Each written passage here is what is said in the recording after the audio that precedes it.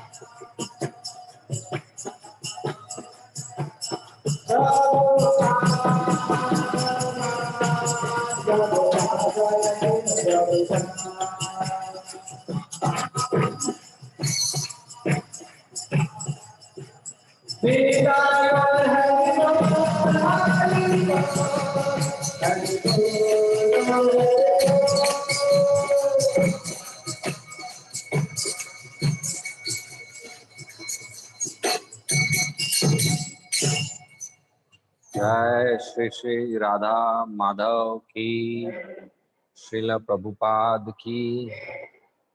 ओम नमो भगवते वासुदेवाय।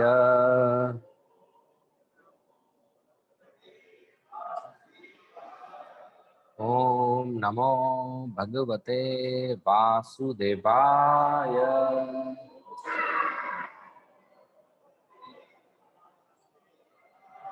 ओम नमो भगवते वासुदेवाय।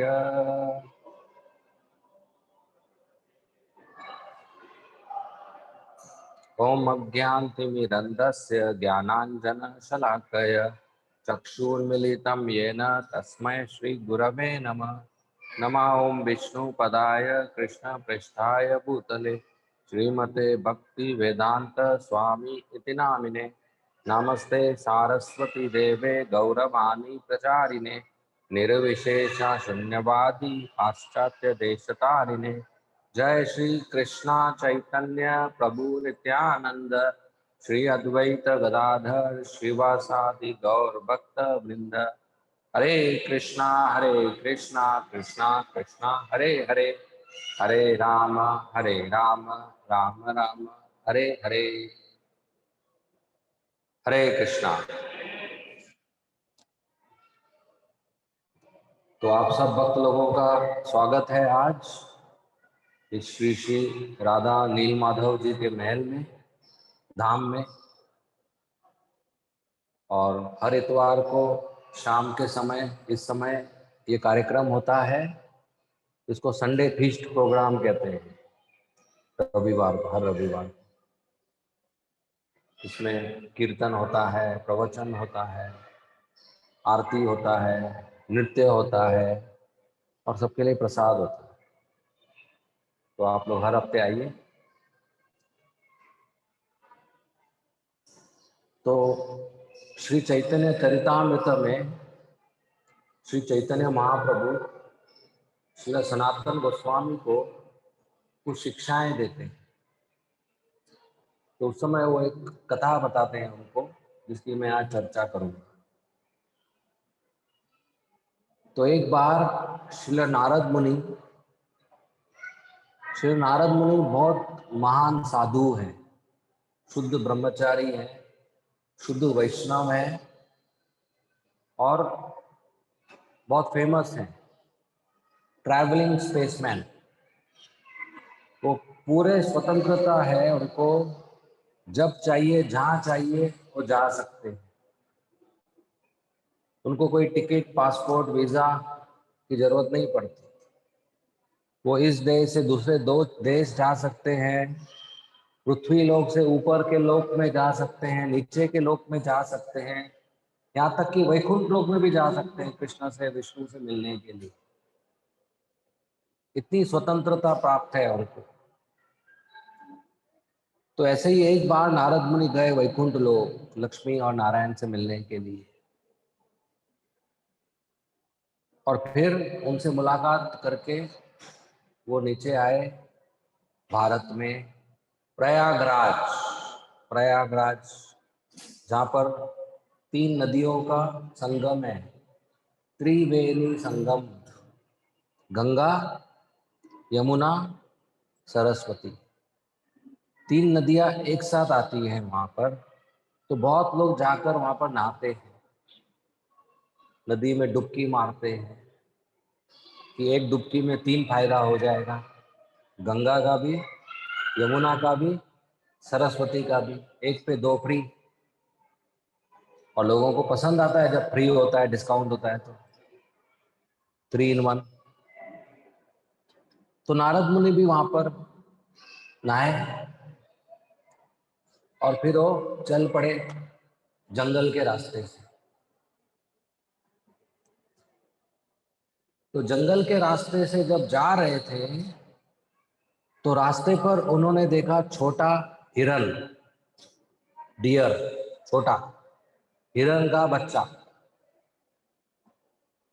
चीख रहा था दर्द में, और तकलीफ में था और तड़प रहा था, आधा मरा हुआ था, टांग टूटा हुआ था और उसके पेट में एक तीर था और खून बह रहा था। और आगे देखा एक छोटा सुअर का बच्चा, पेट में तीर, टांग टूटा हुआ, चीख रहा है, तड़प रहा है, रो रहा है, भाग नहीं सकता, आधा मरा, अधमरा। और आगे देखा छोटा खरगोश, उसका भी पेट में तीर है, खून बह रहा है, टांग टूटा हुआ है, रो रहा है, चीख रहा है, अधमरा। तो ऐसे तीनों जानवरों को दर्द में देखकर नारद मुनि के मन में दुख हुआ। ये एक साधु का स्वभाव होता है, इसको कहते हैं कंपैशन, करुणा।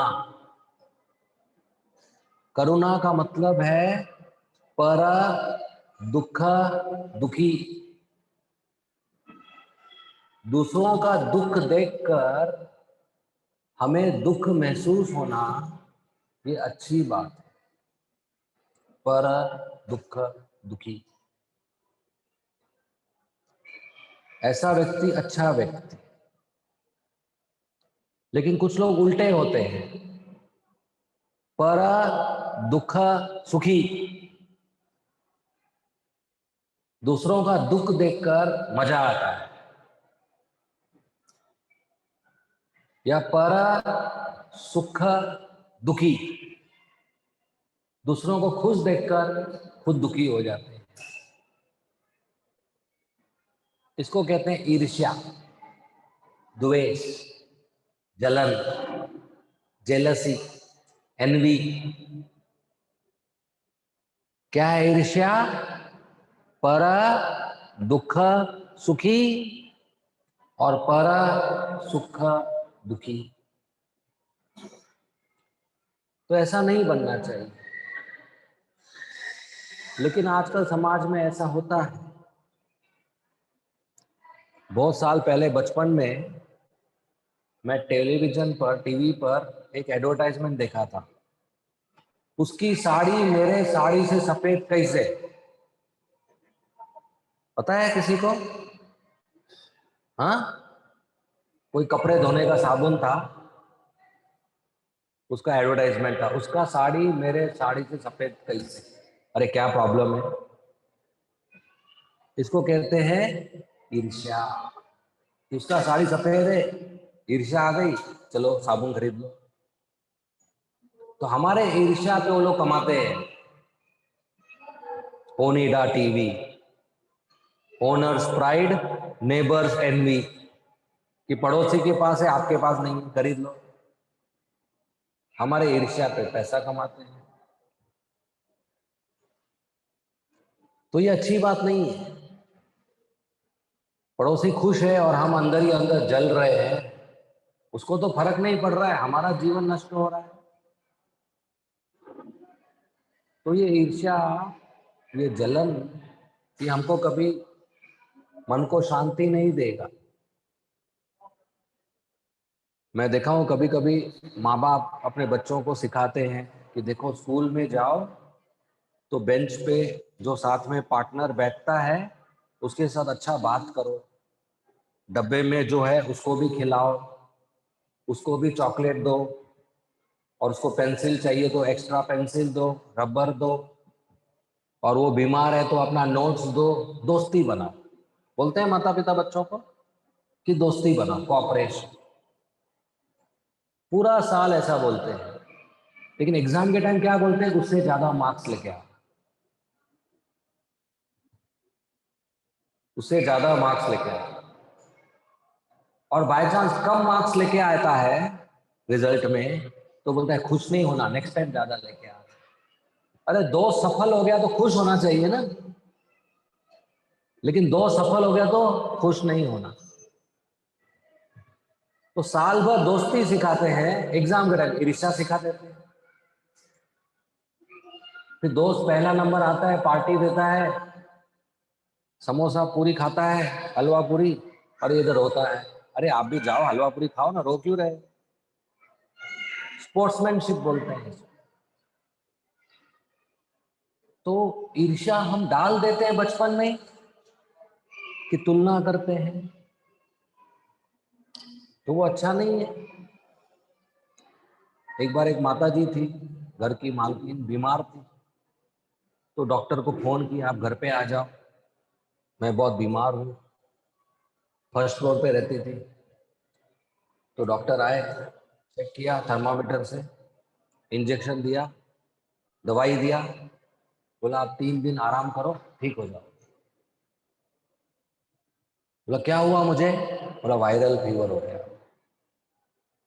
तेज बुखार हो गया आपको, मैं इंजेक्शन दिया हूँ, 3 दिन दवाई लो, ठीक हो जाओ। बोला कितना बुखार हो गया मुझे? बोला आपको 101 डिग्री बुखार है, ज्यादा है, 101 डिग्री। तो बोली ठीक है, थैंक यू। फिर डॉक्टर जब जा रहा था तो बोले रुको रुको, मेरी नौकरानी है नीचे, उसको मैं बोलती हूँ वो आपको गेट तक छोड़ देगी, आपका बैग लेके जाएगी। तो नहीं नहीं उसको मत बुलाओ, मैं आपको देखने के पहले नीचे था, उसको देखा, वो भी बीमार है, सो रही है, मैं उसको इंजेक्शन दिया, गोली दिया, उसको भी 3 दिन लगेगा ठीक होने में। बोला अच्छा, मुझे नहीं मालूम, मेरा नौकरानी बीमार है, क्या हुआ उसको? बोला उसको भी वायरल फीवर हुआ, तेज बुखार है, वो आराम कर रही है। बोला अच्छा उसको भी बुखार है, कितना है उसको? बोला उसको 103 डिग्री बुखार है, 103 डिग्री। बोला ऐसा, मुझसे ज्यादा कैसे हो गया उसको? मैं मालकिन, मुझे ज्यादा होना चाहिए। तो ईर्ष्या में क्या कर रहे हैं? खुद का ही नुकसान कर रहे हैं। तो ये है ना, कचरा है, काम, क्रोध, लोभ, ईर्ष्या, गर्व, अहंकार और माया, ये कचरा है, और ये कचरा हृदय से हटा देना चाहिए। तो नारद मुनि के में ये कचरा नहीं है, वो शुद्ध भक्त है। इसलिए छोटा खरगोश, छोटा हिरन, छोटा सुअर को अधमरा देखकर नारद मुनि के मन में इतना दया करुणा आ गया कि उनको दुख लगा। तो वो मेन जो रोड था, जंगल का रास्ता, उसको छोड़कर अंदर घने जंगल में चले गए। तो घने जंगल में एक बड़ा पेड़ है, उसके नीचे आगे छोटे छोटे जानवर कुछ खा रहे थे, और पेड़ के पीछे एक शिकारी था, एकदम काला भयानक, तीर और कमान लेकर, धनुष बाण लेकर वो टारगेट करता था, निशाना लगाता था वो जानवरों को मारने के लिए, छुप कर। जानवरों को पता नहीं पेड़ के पीछे यमराज खड़ा है। तो नारद मुनि उस पेड़ के सामने पहुंचे, तो छोटे छोटे जानवर नारद मुनि को देखकर भाग गए। तो शिकारी गुस्सा हो गया, क्रोधित हो गया कि मेरा सब कस्टमर चला गया, सब लोग भाग गए, मेरा निशाना लगा रहा था, मैं भाग गए। वो अपने छुपे हुए स्थान से बाहर आया नारद मुनि को डांटने के लिए कि क्यों सबको भगा दिया।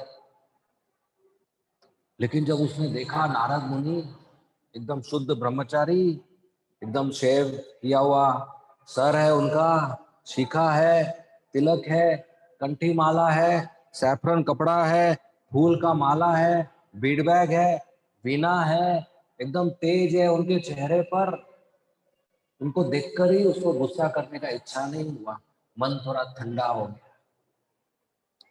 देखिए ऐसा होता है जब हम साधु का दर्शन करते हैं या नील माधव कृष्ण का दर्शन करते हैं तो मन में ठंडक आता है, शांत हो जाता है। होता है ऐसा? आप मंदिर आते हो, दर्शन करते हो, सुंदर मंदिर है, सुंदर भगवान का दर्शन रूप है, तो मन में ठंडा ठंडा लगता है, ठंडा ठंडा कूल कूल लगता है। तो इसके लिए भगवान का दर्शन रोज करना चाहिए, रोज आना चाहिए मंदिर, कृष्ण का दर्शन करना चाहिए, प्रवचन सुनना चाहिए, आरती में भाग लेना चाहिए, जप करना चाहिए, भागवत पढ़ना चाहिए। मंदिर घर पे दूर है, अगर नहीं आ सकते रोज तो घर पे भगवान का फोटो होना चाहिए और रोज उनका दर्शन करके प्रणाम करना चाहिए, भोग लगाना चाहिए। तो इससे हमारा मन ठंडा ठंडा हो जाता है, सब दुख चला जाता है, काम क्रोध लोभ ईर्ष्या सब चला जाता है, साफ सफाई हो जाता है। जैसे रोज हमको साफ कपड़ा पहनने की इच्छा है, रोज साफ चादर पे सोने की इच्छा है, रोज साफ घर में रहने की इच्छा है, रोज साफ चेयर पे बैठने की इच्छा है, उसी तरह हमारा हृदय भी तो साफ होना चाहिए रोज, क्योंकि भगवान कृष्ण हृदय में रहते हैं परमात्मा के रूप में। हमको साफ चाहिए चेयर, तो भगवान को साफ नहीं चाहिए हृदय। वो गंदे हृदय में क्यों बैठेंगे, चले जाएंगे बाय बाय बोल के। तो हमारा हृदय साफ करना चाहिए, और ये साफ होता है जब हम भक्ति से जुड़ते हैं, जब हम दर्शन करते हैं, क्लास सुनते हैं, और जब हम भगवान श्री कृष्ण का नाम लेते हैं, हरे कृष्णा कृष्णा कृष्णा हरे हरे, हरे राम राम हरे। तो इससे हमारा हृदय शुद्ध हो जाता है। तो वो शिकारी देखा नारद मुनि को, तो डांटने का इच्छा नहीं हुआ कि साधु को कैसे डांटे, लेकिन फिर भी उसके मन में समस्या थी कि मेरे सब जानवर भाग गए। तो बोले, हे बाबा आप इधर कैसे आ गए घने जंगल में, मेन रोड तो उस तरफ है, आप रास्ता भूल के अंदर आ गए, देखो मेरे सब जानवर भाग गए। ऐसा बोल। तो नारद मुनि ने कहा, देखो सर, भाई साहब, मैं रास्ता नहीं भूला, मुझे मालूम है मेन रोड उधर है, लेकिन मैं जानबूझकर जंगल के अंदर आया क्योंकि मुझे कुछ चाहिए। क्या आप दोगे? तो क्या चाहिए बोलो ना, मैं दूंगा। मेरे पास खरगोश का मांस है, बकरी का मांस है, हिरन का चमड़ी है, शेर का भी चमड़ी है, मैं आपको दूंगा। ये शिकारी को क्या लगता है, जो मुझे पसंद है इसको भी पसंद है, मुझे मांस और चमड़ी पसंद है इसको भी पसंद होगा। दुनिया में हर व्यक्ति सोचता है कि जो मुझे पसंद है वो सबको पसंद है। जैसे हम किसी के लिए बर्थडे गिफ्ट लेके आते हैं, खरीदते के आते हैं, तो क्या खरीदते हैं, जो हमको पसंद आता है, जरूर उसको भी अच्छा लगे, ये कलर अच्छा है, राइट। तो ये हमारा धारणा होता है कि जो मुझे अच्छा लगता है उसको भी अच्छा लगता है। तो शिकारी को मांस मच्छी अच्छा लगता है, चमड़ी अच्छा लगता है, उसको लगा ये बाबा को भी वही चाहिए। लेकिन एक वैष्णव मांस वगैरह पसंद नहीं करता। तो नारद ने कहा, नहीं नहीं नहीं, मुझे आपका मांस और चमड़ी नहीं चाहिए, मुझे तो एक जानकारी चाहिए, मुझे एक प्रश्न पूछना है। बोला प्रश्न पूछने के लिए आया जंगल में? क्या प्रश्न है?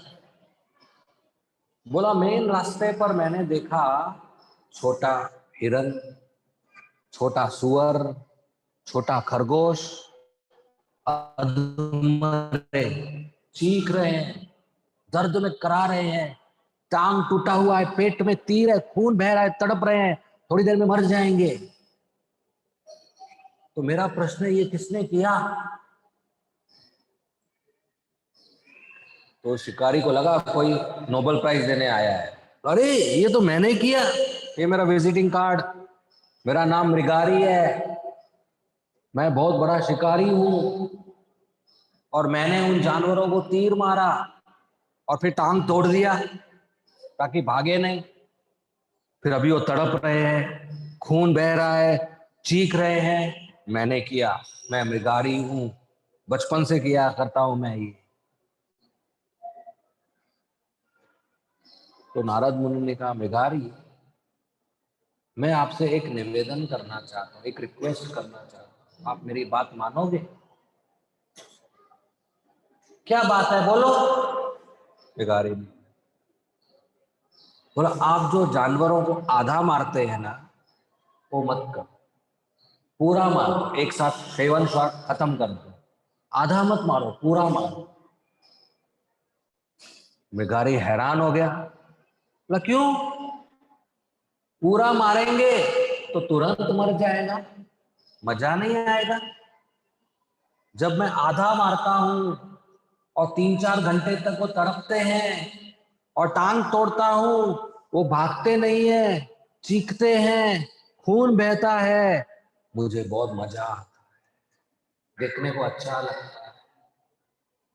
देखिए मृगारी जैसे लोग हैं दुनिया में जो दूसरों को दर्द देकर, कष्ट देकर देखने को आनंद आता है, मनोरंजन होता है, ऐसे हैं लोग। रोड पे किसी का एक्सीडेंट हो गया तो लोग जमा हो जाते हैं, आनंद आता है देखने को। या रोड पे 2 लोग झगड़ा करते हैं तो 100 लोग जमा हो जाते हैं, आनंद आता है। फ्री में पिक्चर, फ्री में सिनेमा मिल रहा है, एक्शन सीन फ्री में मिल रहा है, आनंद आता है। अखबार में रोज आनंद आता है, कहाँ बम फूटा, कहाँ मर्डर हुआ, कहाँ बलात्कार हुआ, राइट? ऐसा न्यूज पढ़ने को आनंद आता है। गुड न्यूज पढ़ने को आनंद नहीं आता। अभी मैं मुंबई से आया हूं, हमारा कल बीवीपी इंजीनियरिंग कॉलेज में क्लास हुआ, जो थे अच्छा हुआ। फिर कल वो प्रभु जी के घर में क्लास हुआ, कौन सा जगह है वो नजदीक में, वो भी अच्छा हुआ। अभी आज इधर क्लास हो रहा है, तो ये गुड न्यूज है क्या? नहीं, ये आएगा अखबार में? नहीं है। अभी आप में से एक को मैं झापड़ मारूं तुरंत अखबार में आ जाएगा, बॉम्बे का साधु आया राजकोट में झापड़ मार के चला गया, राइट?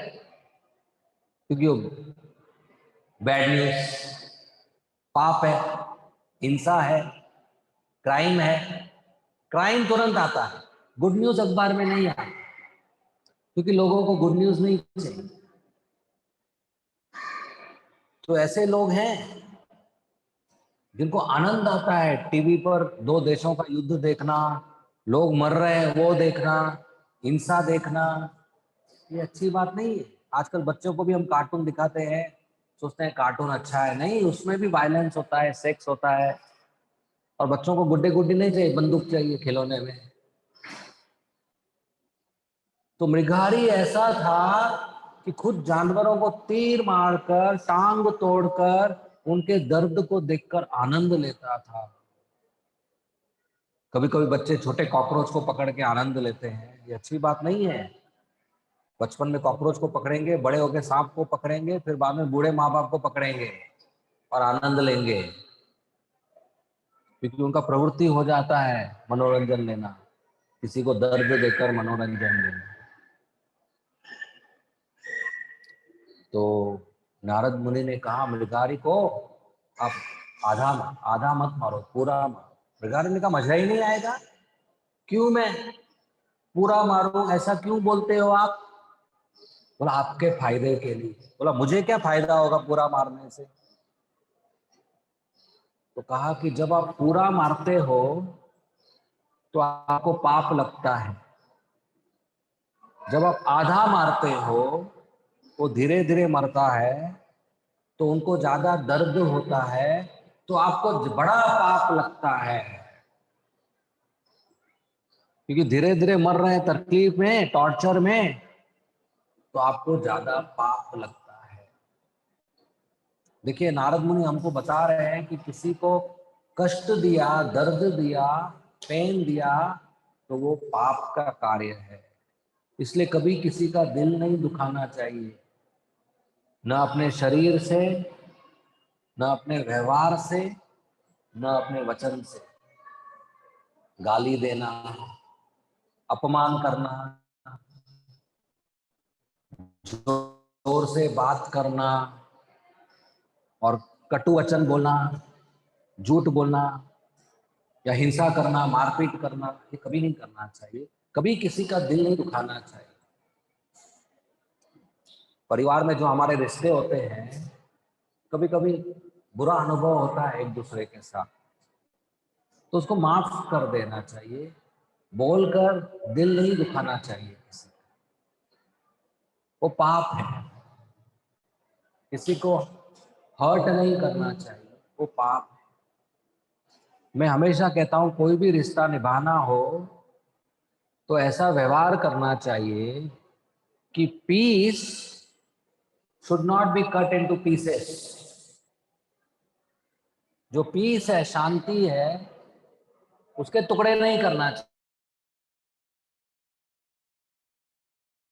पिता, पति, पत्नी, भाई, बहन, बेटा, बेटी, ये सब रिश्ते में पीस, शांति होना चाहिए।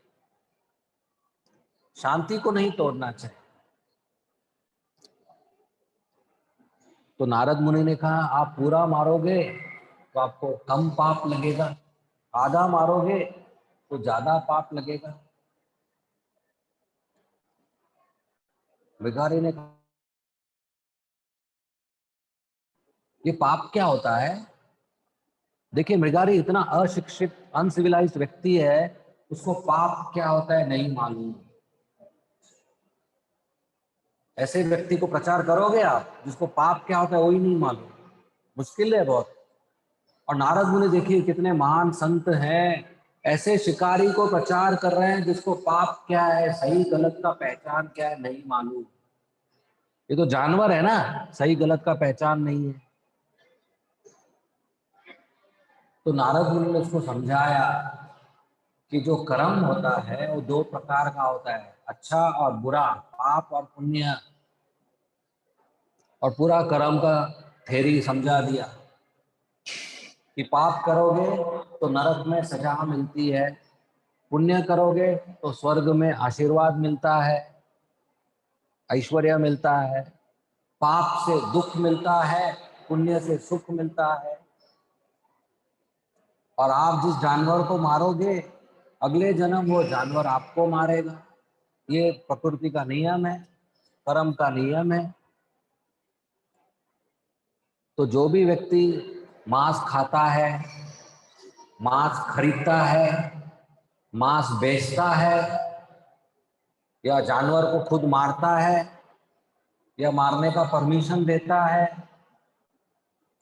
उन सबको पाप लगता है, फिर नरक में यातना मिलती है। इसलिए मांस मच्छी न खाना चाहिए, न व्यापार करना चाहिए। तो मृगारी पहली बार यह सब सुना। उसने कहा मेरे पिताजी ने मुझे सिखाया है शिकार करना, ये पाप तो बताया नहीं कभी। क्या ये सच है कि मैं जिस जानवर को मारा हूं वो जानवर बाद में मुझे मारेगा? नारद मुनि कहा हाँ। मृगारी सोच में पड़ गया। 1, 2, 3, 4, 5, 10, 20, 50, 100, 200, 500, 1000, 2000? अरे मैं तो 10,000 से ज्यादा जानवर को मार चुका हूं अभी तक। तो क्या मुझे 10,000 अलग अलग जन्म लेने होंगे और हर जन्म में एक एक जानवर मुझे मारेगा? नारद मुनि ने कहा हाँ। डर गया मृगारी।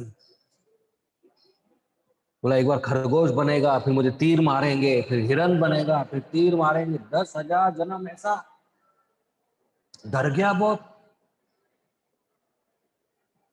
वो तुरंत नारद मुनि के पैरों में पड़ गया, बाबा बाबा इससे कुछ बचने का तरीका है क्या?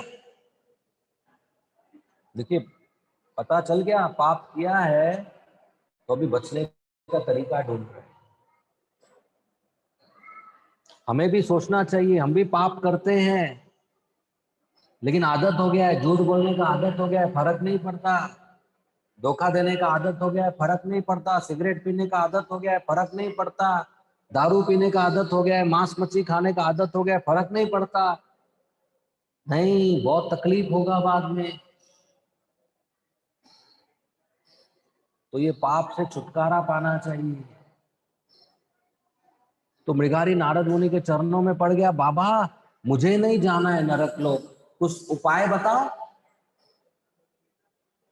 नारद मुनि का देखो मैं उपाय बता सकता हूं, लेकिन एक शर्त है। बोला क्या शर्त है? बोला मेरी आज्ञा का पालन करना। एक गुरु के पास हम जाते हैं, साधु के पास जाते हैं सलाह मांगने के लिए, तो फिर मन में ये विश्वास होना चाहिए कि उनकी आज्ञा का पालन करने के लिए हम तैयार हैं। नहीं तो क्या फायदा सलाह लेकर। डॉक्टर के पास जाओ, बोलो मैं बीमार हूं, चेक करो, दवाई लिख के दो, लेकिन मैं पहले ही सोचा हूं दवाई लेने नहीं वाला हूं मैं। बोलेगा फिर क्यों मेरा टाइम वेस्ट करता है, भागो किसी और को आने दो। तो डॉक्टर के पास जा क्यों रहे? तो गुरु के पास जाने के लिए फैशन नहीं है कि चलो सब लोग जाते हैं हम भी जाएं। तभी जाना चाहिए जब आज्ञा पालन करने को तैयार है कि हाँ मैं आज्ञा पालन करके सुधार करूं अपना। टाइम पास नहीं है कि थोड़ा साधु को दक्षिणा दे दो, आशीर्वाद देगा, हमारा सब ठीक चलेगा, वही पाप करते रहेंगे। इसके लिए नहीं होते साधु, वो हमारे हृदय को सुधार करने के लिए होते हैं। उनके प्रवचन और सलाह से, उनके ज्ञान से हमारा जीवन में परिवर्तन होता है। तो नारद ने कहा मेरी आज्ञा का पालन करना होगा। मृगारी ने कहा करूंगा, बताइए क्या करना है। नारद ने कहा ये जो धनुष्य बाण है ना, इसको तोड़ के नदी में फेंक दो। मृगारी हैरान हो गया, बोला इसको तोड़ के फेंकूंगा तो मैं कमाऊंगा क्या? यही तो मैं कमाने का तरीका है, आऊंगा क्या मैं? मेरे को और कुछ आता नहीं है, मैं इंजीनियरिंग नहीं किया, मैनेजमेंट नहीं किया, एमबीए नहीं किया, मैं और कोई कुछ कर नहीं सकता हूँ, बस यही आता है। नारद ने कहा आप फिक्र नहीं करो, तोड़ के फेंक दो, मैं आपको रोज खाने का डब्बा भेजूंगा। और उसको विश्वास था, वो तोड़ के फेंक दिया। क्योंकि नारद मुनि को पता है ये जो तीर कमान है, धनुष्य बाण, ये इसको नहीं खिलाता। इसको कौन खिला रहा है? भगवान Krishna. Source of income and source of maintenance, इन दोनों में फर्क है। हमारा कमाई का जरिया और हमारे पालन का जरिया, ये दोनों में फर्क है। अलग अलग व्यक्ति का कमाई का जरिया अलग अलग होता है। किसी का नौकरी होता है, किसी का दुकान होता है, कोई टीचर होता है, कोई शेयर मार्केट में पैसा डालता है, कोई प्रॉपर्टी में पैसा डालता है, कोई टाइपिंग करता है, कोई टैक्सी चलाता है, कोई भीख मांगता है, कोई चोरी करता है, कोई फैक्ट्री में काम करता है। तो अलग अलग लोगों का कमाने का जरिया अलग अलग है, लेकिन इन सब लोगों का पालन कहां से होता है? भगवान कृष्ण से। आप जो नोट कमाते हो वो आपको नहीं पालते, ये बात ध्यान रखो। अगर नोट से आप पलते हो तो आज रात को प्रसाद में नोट खाओ। खाएंगे नहीं। ये तो गवर्नमेंट ने उस कागज को परचेसिंग पावर दिया है कि जाकर आप खाना खरीद सकते हो, इसलिए आपको उस नोट से खाना मिलता है। लेकिन ये गवर्नमेंट आज रात को मन की बात में बोल दिया कि नोट का वैल्यू 0 हो गया रात को 12 बजे, तो कल नोट लेके जाओगे खाना नहीं मिलेगा, फिर क्या नोट को खाओगे? तो हमारा जो खाना है वो नोट से नहीं आता है, वो आता है कृष्ण से, जो जमीन में अनाज उगता है बारिश और सूरज से। ये हमें मालूम होना चाहिए। तो हमको पालते भगवान कृष्ण। जब एक छोटा बच्चा माँ के गर्भ से पैदा होता है, जैसे ही वो पैदा होता है उसका दूध रेडी रहता है। एक स्त्री का उम्र कितना भी हो जाए, जब तक बच्चा पैदा नहीं होगा उसके छाती में दूध नहीं आता है। बच्चा पैदा होगा कि दूध तैयार हो जाता है। इसका मतलब दूध किसके लिए आया? बच्चे। और दूध पिताजी खरीदता है या डॉक्टर इंजेक्शन से डालता है? नहीं, भगवान कृष्ण भेजते हैं माँ के शरीर में दूध कि बच्चा पैदा हुआ ये दूध पिएगा। और बच्चे को कुछ भी अक्ल नहीं होती, खुद का खुजली भी नहीं कर सकता बच्चा, लेकिन दूध कहाँ है और कैसे खींचना है उसको मालूम। कितना बुद्धि होता है। और बच्चे के मुंह में कुछ भी डालो उल्टी कर देगा, खाएगा नहीं, लेकिन दूध पचन हो जाता है। और जिन बच्चे को दूध नहीं पिलाओ बड़े होकर कमजोर होते हैं, कितना भी टॉनिक पिलाओ असर नहीं होता। तो जब हम पैदा हुए तो हमारा दूध रेडी था।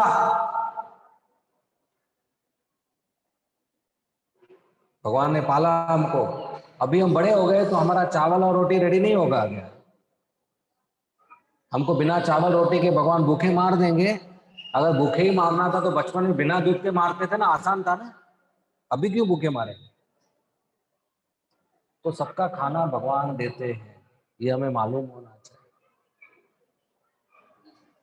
कभी कभी आपके घर के गली में कुत्ते होते हैं, गली में, सोसाइटी में, वो नौकरी करने जाते हैं या दुकान खोलने जाते हैं? नहीं।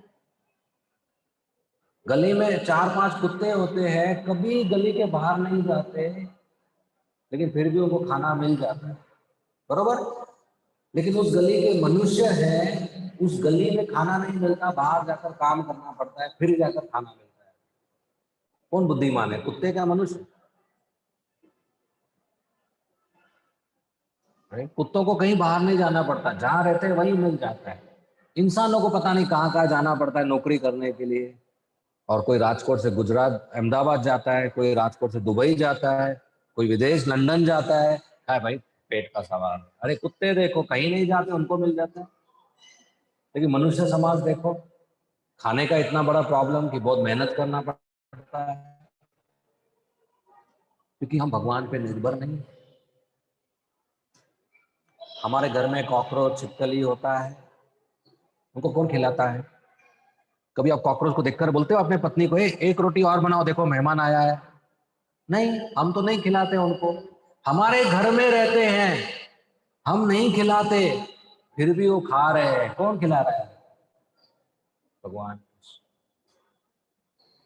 अगर आप सोचते हो नहीं नहीं मेरे किचन का खाते हैं, तो पूरा किचन खाली कर दो, साफ कर दो, घर को लॉक कर दो, 2 साल बाहर चले जाओ, सब मर जाना चाहिए, आप आओ डबल हो जाएंगे। राइट, डबल हो जाएंगे। इसका मतलब आपके किचन का नहीं खा रहे थे।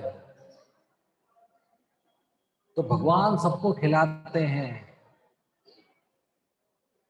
नारद मुनि को यह बात मालूम है,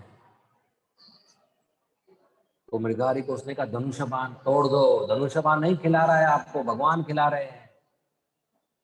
और डोंट वरी, मैं डब्बा भेजूंगा, मैं खाना भेजूंगा आपको।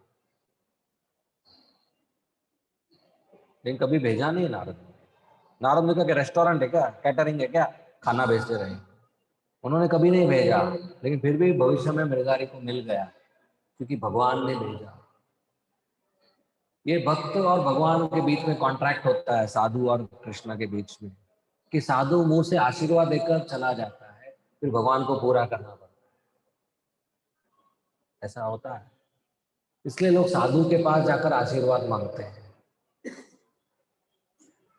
कोई अमिताभ बच्चन के पास या सचिन तेंदुलकर के पास आशीर्वाद मांगता है? नहीं। वो गरीब साधु के पास आशीर्वाद मांगता है, मुझे आशीर्वाद दो, मेरे को बेटा हो, मुझे आशीर्वाद दो, मेरे बेटे का नौकरी लग जाए, मेरे लड़की का शादी हो जाए। क्यों उनसे आशीर्वाद मांगते? कि उनके मुंह से कुछ निकल गया, हमारे नसीब में नहीं है, फिर भी भगवान पूरा करते हैं। एक शुद्ध भक्त का ये शक्ति होता है।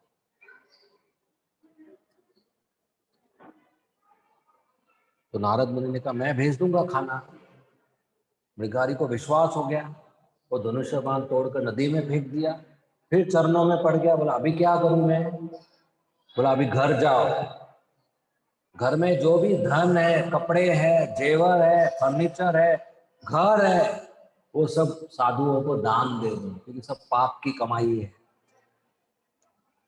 और आप एक धोती में, आपकी पत्नी एक साड़ी में, दोनों जंगल में जाओ, छोटा सा कुटिया बनाओ और वहां पर तुलसी महारानी के सामने रोज हरे कृष्णा कृष्णा कृष्णा हरे हरे, हरे राम राम राम हरे का जप करो। मृगारी बोला ठीक है। दोनों मेन रोड पे आ गए। मेन रोड पे छोटा हिरन, छोटा सुअर, छोटा खरगोश मरे हुए थे। नारद ने तीनों को हाथ लगाकर जिंदा कर दिया। मृगारी हैरान हो गया चमत्कार देखकर। घर गया, बीवी को सब समझाया और जो भी था सब दान दे दिया। जब हमारा कमाई का कुछ हिस्सा हम भगवान को, साधु को, गौ माता को दान देते हैं तो हमारा कमाई शुद्ध हो जाता है, हमारा घर, हमारा किचन, हमारा परिवार शुद्ध हो जाता है। तो हर व्यक्ति जो कमाता है अपना कमाई का कुछ हिस्सा गाय के लिए, साधु के लिए, भगवान मंदिर के लिए दान जरूर देना चाहिए। तो ये हर गृहस्थ का कर्तव्य है। तो मृगारी सब कुछ दान देकर जंगल में कुटिया बनाया, तुलसी महारानी को वेलकम किया और तुलसी महारानी के सामने बैठकर भगवान के नाम का जप करता था। धीरे धीरे आजू बाजू के गांव में बात फैल गया कि शिकारी साधु बन गया। तो सब लोग आने लगे मिलने के लिए। अभी कोई साधु के पास मिलने जाता है तो खाली हाथ नहीं जाना चाहिए। मंदिर भी आते हो तो खाली हाथ नहीं आना चाहिए। भगवान को फूल दीजिए, फल दीजिए, कुछ दान दीजिए, कुछ तो कुछ देना चाहिए। खाली हाथ किसी बड़े व्यक्ति को मिलने जाते तो खाली हाथ नहीं मिलना चाहिए। तो लोग, मृगारी साधु बन गया, लोग मिलने आने लगे तो कोई खाली हाथ नहीं आता था। कोई दूध लेके आता था, कोई सब्जी लेके आता था, कोई चावल लेके आता था, कोई फल लेके आता था। मृगारी सबका स्वागत करते थे और सबको बिठाकर हरे कृष्णा का जप करते थे। और जो भी वो लेके आते थे वो थोड़ा सा 2 लोगों के लिए लेते थे, खुद के लिए और बीवी के लिए, बाकी उन्हीं लोगों में बांट देते। ऐसा नहीं कि चलो पता नहीं कल आएगा कि नहीं, फ्रिज में रख दो, नहीं कि कल नारद मुनि भेजेंगे। जमा नहीं करते, लोभ नहीं था। ये जमा करने का जो प्रवृत्ति है ये अच्छा नहीं। ये लोभ के कारण दुनिया में बहुत गरीबी और भूखमारी है। किसी को इतना है कि आधा खाकर फेंक देते हैं और किसी को मिलता ही नहीं है खाने को, क्योंकि इक्वल डिस्ट्रीब्यूशन नहीं है। एक बार अहमदाबाद हाईवे पे एक ट्रक जा रहा था रात को 2 बजे। उसमें चावल के बैग थे, चावल के बैग, 50-50 किलो के बैग। तो एक बैग गिर गया, लेकिन ट्रक के ड्राइवर को पता नहीं चला, तो तेजी से जा रहा था, चला गया। वो बैग जोर से गिरा तो फूट गया, पूरा चावल चावल चावल हो गया। 2 बजे रात को किसी ने देखा नहीं। सुबह जब सूरज उगा, रोशनी हुआ तो चावल रोड पे दिखा। तो एक चिड़िया आई, चू चू। क्या किया, 2 ग्राम चावल खाई, चली गई। फिर एक गाय आई, चावल देखा, 50 ग्राम चावल खाई, चली गई। फिर एक मनुष्य आया, क्या किया, पूरा बैग लेके चला गया, गोडाउन में रखूंगा। तो उस दिन जिसको और मिलने का था नहीं मिला। इसमें भगवान की तो गलती नहीं ना। अगर पिता 2 चॉकलेट लेके आता है और बड़े भाई को देता है कि अपने छोटे भाई को एक दे देना, और दोनों बड़ा भाई खा लेता है, छोटे को नहीं देता है, पिता की तो गलती नहीं ना, ये बेईमान है ना। उसी तरह भगवान ने सबके लिए दिया है, बारिश आता है तो सबके लिए खाना बनता है, लेकिन कुछ लोग उठा के गोडाउन में रख देते हैं, कुछ को मिलता नहीं है। ऐसा दुनिया में चल रहा है। फिर उसमें से थोड़ा चिल्लर निकाल के बोलते हैं हम दानी हैं, दान दे रहे हैं। अरे पहले चोरी करके लेके गया, फिर दान दे रहा है। जैसे एक व्यक्ति था, उसने कैंसर का हॉस्पिटल बनाया, 500 बेड, फ्री में कैंसर का ट्रीटमेंट। सब लोग बहुत तारीफ किए, बाद में मालूम पड़ा उसका ही सिगरेट का फैक्ट्री है। पूरा दिन सिगरेट बेचता है, फिर कैंसर का हॉस्पिटल बना। अरे क्या है ये? कुछ मतलब है इसका? लोगों को सिगरेट पिलाता है, फिर कैंसर का हॉस्पिटल बना। तो दोगलापन, हिपोक्रेसी। तो मृगारी ये क्या करता था, जो आता था ना आपस में बांट देता था, रखता नहीं था कल। तो 1 साल बाद नारद मुनि अपने मित्र पर्वत मुनि के साथ वापिस आए प्रयागराज, त्रिवेणी संगम में नहाए। फिर पर्वत मुनि को कहा कि मेरा एक शिष्य रहता है इधर, शिकारी, चलो मिलते हैं उसको, हाउस प्रोग्राम करते हैं। बोला चलो चलते हैं। तो आए जंगल में, मृगारी ने दूर से देखा उनके गुरुजी आ गए, इतना खुश हो गया, दौड़ के गया। और शिष्य जब गुरु के सामने जाता है तो क्या करना चाहिए, दंडवत प्रणाम करना चाहिए। मृगारी ने नहीं किया। मृगारी नारद मुनि के करीब आया, दंडवत प्रणाम करना चाहता था, लेकिन नीचे देखा तो चींटियां थी, चींटियां। अभी चींटियां तो हर जगह पे होती है जंगल में।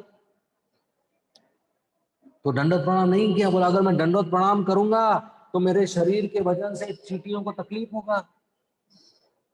तो अपना ऊपर का कपड़ा उतारा और बहुत नरम तरीके से सब चींटियों को साइड में किया कि किसी चींटी को तकलीफ नहीं हो।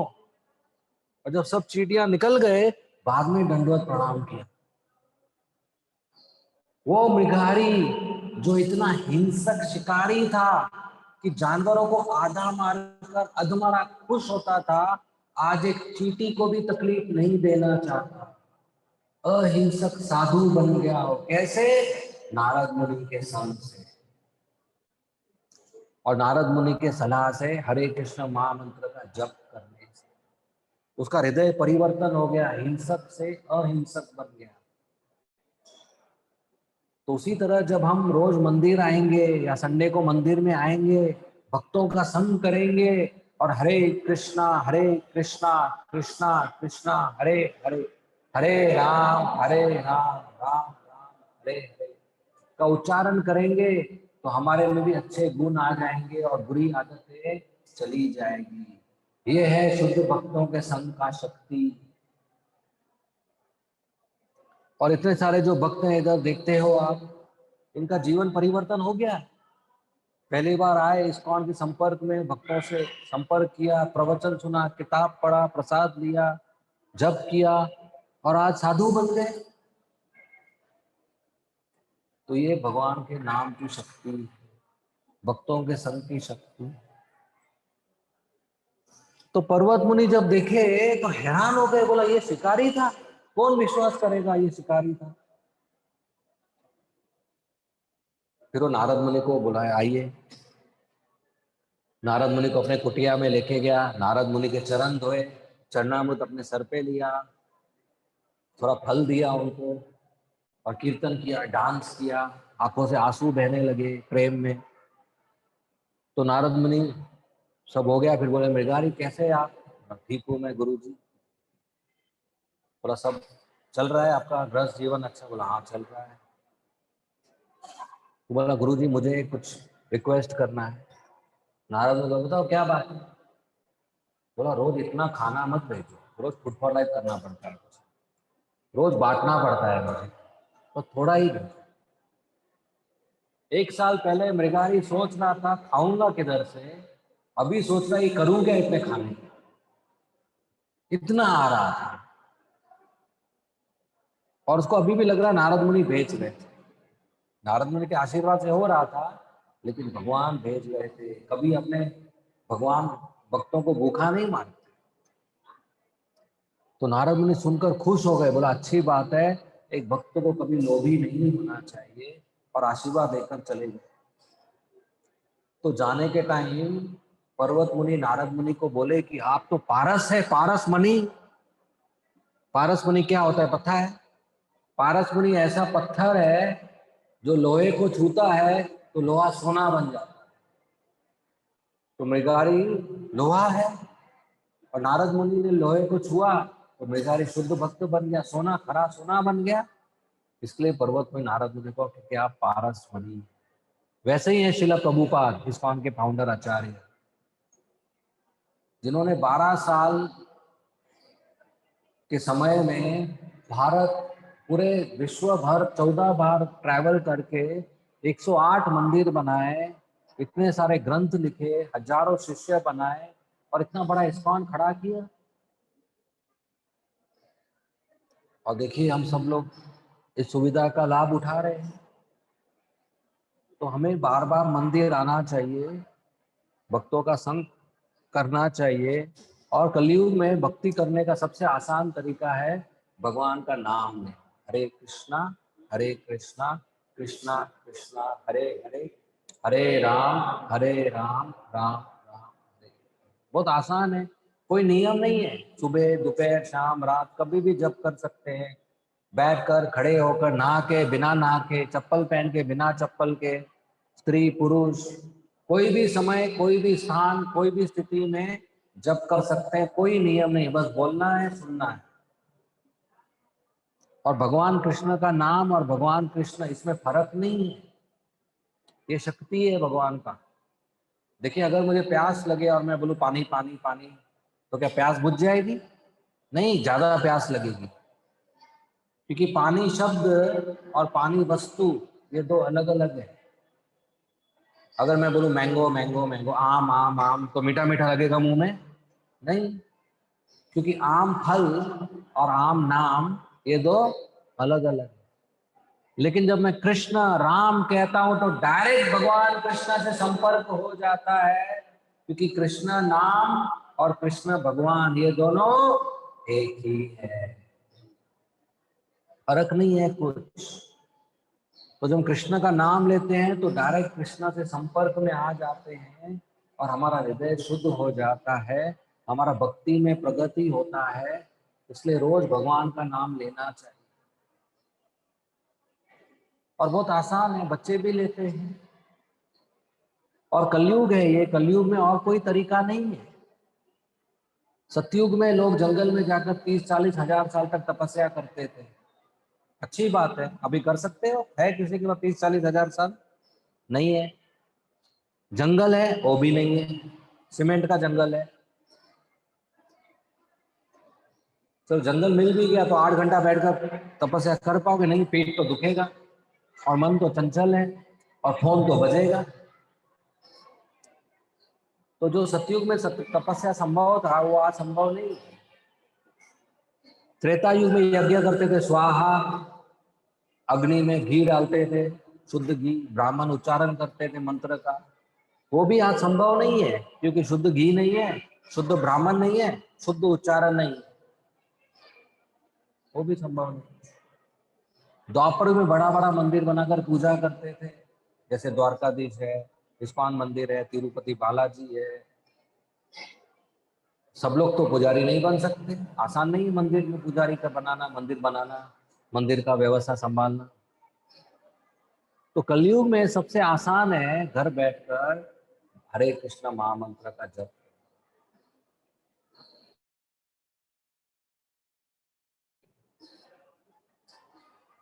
तो श्री चैतन्य महाप्रभु ये बता के गए कि कलयुग में सिर्फ हरि नाम करना है। हरे नाम हरे नामैव केवलम, कलौ नास्तेव गतिरन्यथा। हरे नाम, हरि का नाम, हरि का नाम, हरि का नाम। केवलम, सिर्फ केवलम, कलयुग में केवल हरि का नाम है जो हमें गति दे सकता है, विष्णु की भक्ति दे सकता है।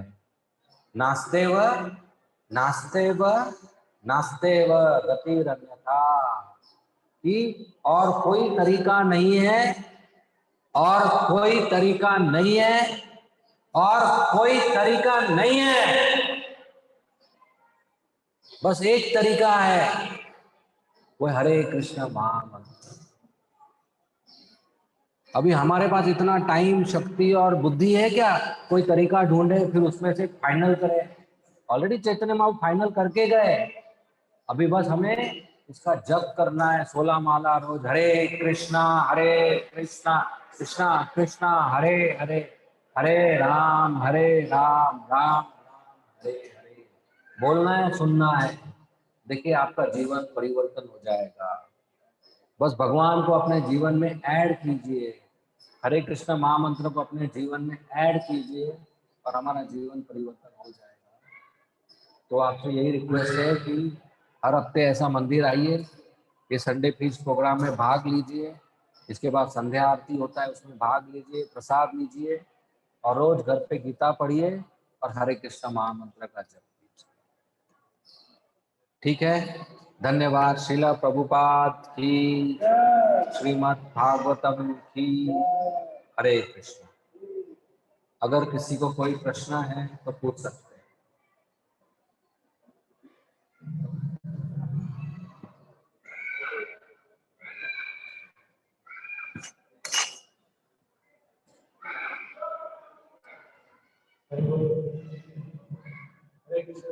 हरे कृष्णा।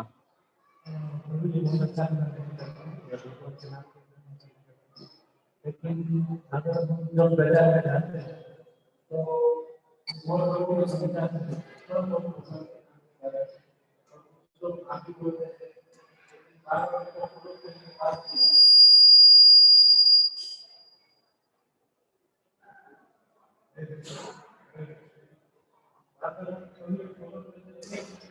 वो वर्क नहीं करते हैं, क्योंकि आसान है कि बहुत लोग आगे आसान लोग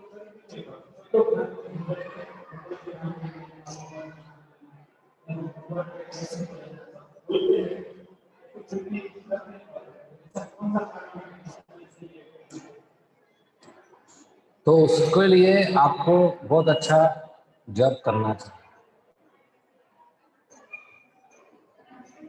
रोज मंगल आरती करना चाहिए। जब हम शुद्ध होंगे, लोगों को बोलेंगे तो उनके मन में प्रेरणा आएगी। गुजरात तो छोड़ो, सोचो विदेश में प्रभुपाद जी गए और जिन लोगों ने जीवन में कभी कृष्ण के बारे में नहीं सुना, उनको बोलना भी किए और शुद्ध भक्त भी बन गए। ये आसान है क्या? किसी फॉरेनर को बोलो कि एक नीला लड़का है उत्तर प्रदेश के गांव में जो गाय और लड़कियों के पीछे भागता है और वो भगवान है, कौन मानेगा? ये तो गुजराती लोग माने गए, भारतीय लोग मान गए, और कौन मानेगा? लेकिन उनको शुद्ध भक्त बनाया प्रभुपाद जी ने। तो अगर प्रचार में सफलता कम मिल रही है तो लोगों में कमी नहीं है, हमारे में कमी है। हमें बहुत अच्छा साधना करना चाहिए, बहुत अच्छा जप करना चाहिए और लोगों को जाकर प्रचार करना चाहिए। ठीक है, और कोई प्रश्न?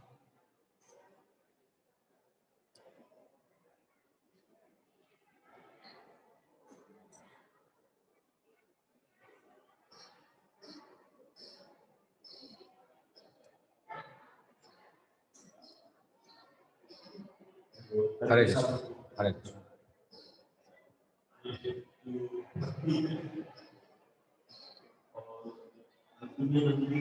इस तरफ हम लोग आकर्षित होते हैं। आज नागपुर की आबादी 25 साल, लेकिन बहुत बड़े लोग इस तरफ आ रहे हैं और इस युग में बढ़ रहे हैं। तो इस तरीके से क्या आयोजन किया जाए लोगों की संख्या।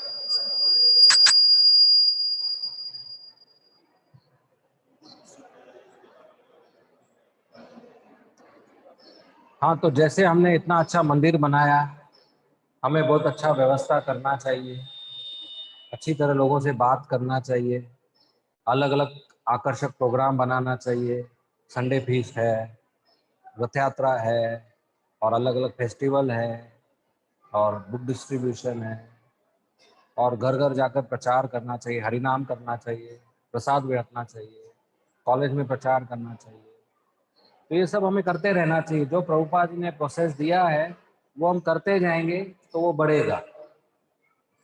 और सब एक साथ नहीं शुरू करने वाले हैं। देखिए, अगर हीरे का दुकान है तो उसमें भीड़ नहीं होगा, प्लास्टिक का दुकान है तो उसमें भीड़ होगा, लोहे का दुकान हार्डवेयर शॉप है तो उसमें भीड़ होगा, हीरे के दुकान में भीड़ नहीं होगा। तो हम हीरा बांट रहे हैं इधर, तो भीड़ कम आएगा। तो फिर भी हमें अपना कार्य करना है, नील माधव सबको आकर्षित करेंगे। तो हमें अपना शुद्धता से प्रचार करना चाहिए, अच्छा व्यवस्था और अच्छा कार्यक्रम करना चाहिए। ठीक है, और कोई प्रश्न? हाँ बोलिए, माइक।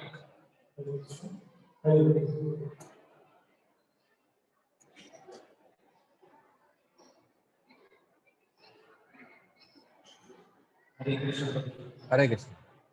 आपने कल हमारे मंदिर में चर्चा किया, उसमें जो पूछा अर्जुन का सवाल कि अर्जुन ने बोला कि आपने जो मन है उसको 4 खंडों में विभाजित किया था। तो यहाँ कई ऑडियंस बैठा है, वो सेशन बहुत अद्भुत था। ये तो माइंड के 4 खंड थे, अर्जुन ने बोला कि मैं ऐसा डिसाइड कर 100 खंडों को कर सकता हूँ। मेरा मन कर्म बलशाली है, उसके ऊपर आपका और प्रकाश अलग टाइम पॉकेट्स और अच्छा स्किल सबके लिए ये सब लोग को नहीं, इनको माइंड के 4 सेक्शन आपने जो बताया बहुत ही यूजफुल है। ये तो लंबा हो जाएगा। जितना हो तो सके कल हमने चर्चा किया था वीवीपी कॉलेज ऑफ इंजीनियरिंग में सब टीचिंग स्टाफ था। ये हमारे प्रोफेसर रमानी प्रोफेसर रमानी है, जो उधर मैकेनिकल इंजीनियरिंग डिपार्टमेंट में है। और कल मैं इनके ऑडिटोरियम में माइंड कंट्रोल के ऊपर क्लास दिया था। तो उसमें भगवद गीता से बताया गया है कि मन के 4 गुण हैं: चंचल, प्रमाथी, बलवड़, दृढ़। चंचल, रेस्टलेस, मन चंचल है। प्रमाथी, प्रमादी है, पागल है। बलवड़, बलवान है। और दृढ़, जिद्दी है। इसलिए मन को काबू करना मुश्किल होता है। जैसे छोटा बच्चा मस्ती करता है, बहुत चंचल होता है, एक खिलौना लेता है, किसी को नहीं देता, मेरा फेवरेट है, और दूसरे दिन उसी को तोड़कर दूसरा मांगता है। वैसे मन है, उसको आज ये सामान पसंद आता है, कल उसी चीज को फेंक कर दूसरा सामान लेता है। जैसे आप शॉपिंग करते हो तो एक वस्तु पसंद आता है, फिर दूसरा, फिर तीसरा। तो मन घूमते रहता है एक विषय से दूसरे विषय, चंचल। फिर दूसरा है प्रमाथी। प्रमाथी मतलब कभी कभी मन शांत रहता है, लेकिन अचानक कोई इच्छा जागृत हो गई तो मन पागल हो जाता है। जैसे बच्चे आपके साथ है, सब शांत है, और अचानक आइसक्रीम वाला आ जाए कि आइसक्रीम ले लो, तो पूरा बच्चों का मन बिगड़ जाता है। या बच्चे को माँ सब्जी लेने जाती है मार्केट में, और बच्चा शांति से खड़ा रहता है, और अचानक खिलौना देख जाता है तो आकर्षित हो जाता है। तो प्रमादी, टर्बुलेंट मन, बहुत कभी कभी शांत होते हुए भी अचानक स्ट्रगल आ जाता है, विचलित हो जाता है। तीसरा है बलवान। मन बहुत बलवान है। हमारा पास बुद्धि है, और बुद्धि को मालूम है सिगरेट पीना अच्छी बात नहीं है, सिगरेट पीना हानिकारक है, पैकेट पे भी लिखा है। फिर भी मन बुद्धि पे हावी हो जाता है, और आदमी सिगरेट पी लेता है कि आखिरी पिएगा, इसके बाद नहीं पिएगा। और 10 साल से यही चल रहा है, आखिरी आखिरी, रोज आखिरी आखिरी। तो बुरी आदत होती है तो मन भारी होता है। बलवान बलवान, और जिद्दी दृढ़म, मन इतना जिद्दी है कि कितना भी अच्छा ज्ञान दो मन अटक जाता है कि नहीं मुझे आइसक्रीम चाहिए, मुझे ये वस्तु चाहिए। तो अर्जुन कहते हैं कृष्ण को कि मैं मन को काबू में नहीं रख सकता, क्योंकि ये मन के गुण है चंचल, प्रमाथी, बलवड़, दृढ़म, और ये हम सबका अनुभव है। तो भगवान कहते हैं अर्जुन को, हाँ आप सही कह रहे हो, मन को काबू में रखना मुश्किल है लेकिन असंभव नहीं है। और क्या तरीका है? अभ्यास तू कौन्तेय, अभ्यास प्रैक्टिस करना चाहिए। और दो प्रैक्टिस बताया गया, एक भगवत गीता सुनना पढ़ना, और दूसरा हरे कृष्णा कृष्णा कृष्णा हरे हरे, हरे राम राम राम हरे हरे, ये हरे कृष्ण महामंत्र का जप करना। तो भगवत गीता 6वें अध्याय में मन के बारे में बताया गया है, आप जरूर पढ़िए। देखिए ये भगवत गीता है, ये श्रील प्रभुपाद जी ने लिखा हुआ भगवत गीता यथारूप उस स्टॉल पे प्राप्त होता है। अगर आपके घर पे गीता नहीं है तो आज ही इसको लेके जाइए, रोज एक श्लोक पढ़िए, रोज एक पन्ना पढ़िए, देखिए आपका जीवन परिवर्तन हो जाएगा। तो इसको जरूर लेके जाइए आज ही, गीता उधर उपलब्ध है। घर में गीता तो होना चाहिए, घर में टीवी है, मोबाइल है, अखबार है, मैगजीन है, यूट्यूब पे लॉगिन है, फेसबुक में लॉगिन है, और गीता नहीं है। क्यों ऐसा? तो घर पे गीता रखिए, भागवत रखिए, और इसको जरूर पढ़िए। ठीक है भवानी सर? हरे कृष्ण। और कोई प्रश्न? हरे कृष्णा।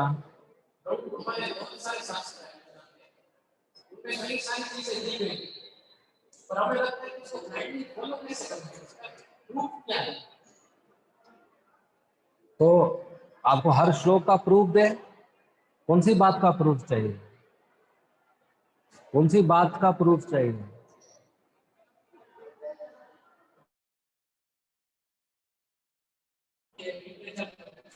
पूरा शास्त्र में पर वो चीजें कॉपी किस वक्त नहीं हुई है, तो उसका प्रूफ भी लगी। देखिए जैसे बच्चा पैदा होता है तो माँ कहती है देखो ये पापा है, इसको बोलो पापा, बोलता है पापा, बोलता नहीं पहले प्रूव करो ये पापा है। माँ कहाँ से प्रूव देगी बच्चे को पापा है? उसको अक्ल है क्या समझने का? वो क्या डीएनए टेस्ट करेगा? माँ पे विश्वास होता है ना। उसी तरह शास्त्र माता होती है, और शास्त्र हमको कहता है ये आपका पिता है नील माधव, श्री भगवान वाच, तो हमें विश्वास करना चाहिए, लेकिन अंधविश्वास नहीं, ब्लाइंड फेथ नहीं। इस विश्वास को हम टेस्ट कर सकते हैं, पढ़कर अपने जीवन में उतार सकते हैं, फिर पता चलता है ये सही है क्या नहीं है। जैसे साइंस में क्या होता है, कोई भी थ्योरी को प्रूव करते हैं, साइंटिफिक थ्योरी को कैसे?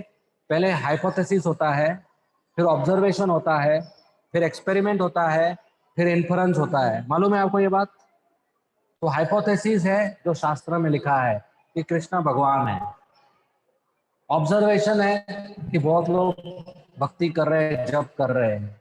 अभी एक्सपेरिमेंट, आप खुद जप करो, फिर इन्फ्रेंस निकालो, जप करके फायदा हुआ कि नहीं हुआ। और मैं बोलता हूँ ये रसगुल्ला मीठा है, आप बोलेंगे साइंटिफिक प्रूफ चाहिए, तो मैं क्या पीएचडी लिखूं क्या? हाइपोथेसिस रसगुल्ला मीठा है, ऑब्जर्वेशन सब लोग खाकर खुश हो रहे हैं, एक्सपेरिमेंट उठा के खाओ, इन्फ्रेंस हाँ मीठा है, राइट? ये साइंस है। तो शास्त्रों की बात हम स्वीकार करते हैं, इंटेलेक्चुअल फेथ बोलते हैं इसको। जैसे टीचर बोलता है, इसको बोलते हैं ए, हम बोलते हैं नहीं प्रूव करो, नहीं हाँ ए है, बी है, सी है। इसी तरह शिक्षा होती है। तो श्रद्धा हर ज्ञान में चाहिए, स्कूल में भी चाहिए, साइंस में भी चाहिए, एजुकेशन में भी चाहिए, और कृष्णा कॉन्शियसनेस में भी चाहिए। आप होटल में खाना खाते हो और वेटर खाना लेके आता है, आपको तो विश्वास है ना इसमें जहर नहीं है। अगर मन में शक हो जहर है क्या नहीं, तो खा पाओगे? नहीं खा पाओगे। आप बस में बैठते हो, आप बोलोगे ड्राइवर का लाइसेंस तो चेक करो, बस चलाना आता है क्या नहीं, दारू पी के बैठा है क्या नहीं। विश्वास है। बिना विश्वास की जिंदगी नहीं जीते हैं। तो शास्त्र 5000 सालों से लिखित रूप में व्यासदेव जी ने जो बताया है और इतने सारे लोग पालन कर रहे हैं, तो कुछ तो होगा उसमें। तो हमको उसका हाइपोथेसिस एक्सेप्ट करके अपने जीवन में प्रयोग करना चाहिए, फिर आपको उसका फल दिखाई देगा। ओके, समाचार पत्र से तो अच्छा है, समाचार पत्र आज आता है कल रद्दी हो जाता है, कोई कल का पढ़ता नहीं है। भगवत गीता 5000 साल से बड़े बड़े लीडर पढ़े हैं, आज तक किसी को कोई गलती नहीं मिला है कि इसमें मिस्टेक है। कभी सुना है भगवत गीता वर्जन 2.1? नहीं। स्कूल का सिलेबस किताब होता है, हर 5 साल बाद बदल जाता है।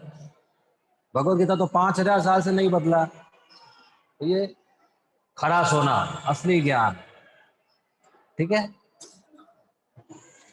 और कोई प्रश्न? हाँ जी, हिरेन।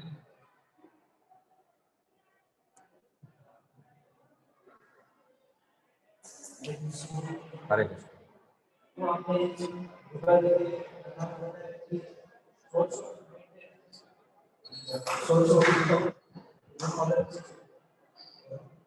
बहुत बार ये सुनने के लिए भगवत भी पढ़ते हैं, भगवान का पालन करते हैं, एक लोग आते हैं, वो शरणागति आ नहीं पाते हैं, शुरू से इसलिए कि अपना देखिए भगवान के पास जाकर प्रार्थना करें, शास्त्रों का जो पता है वो स्वीकार नहीं कर पाते।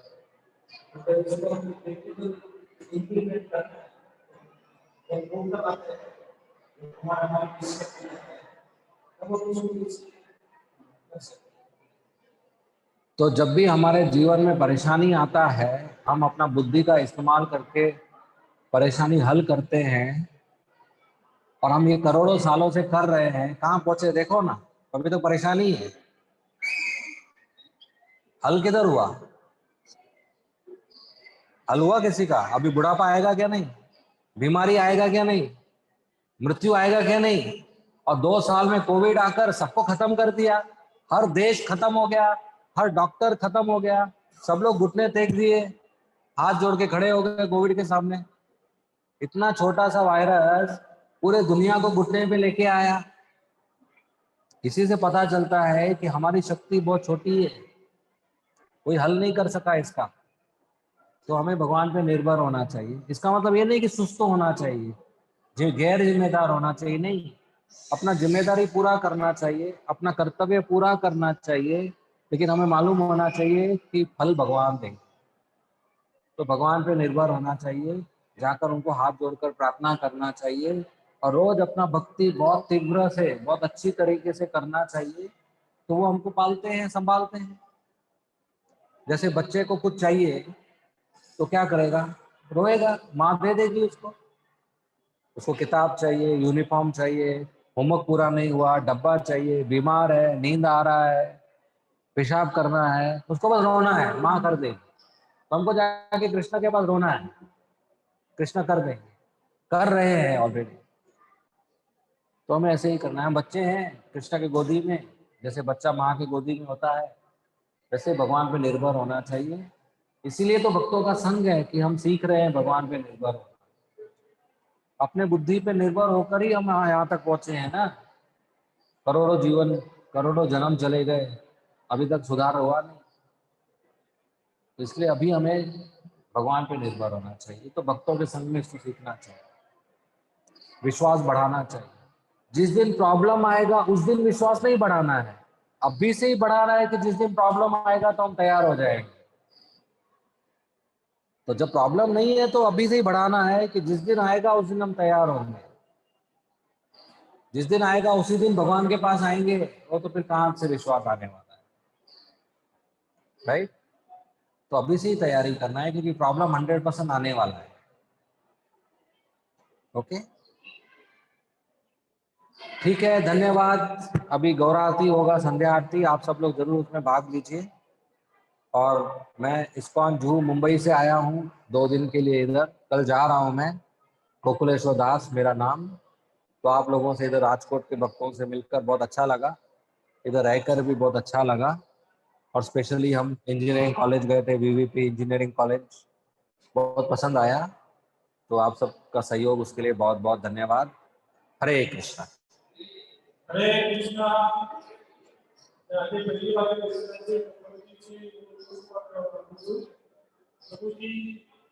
मुंबई IIT की एमटेक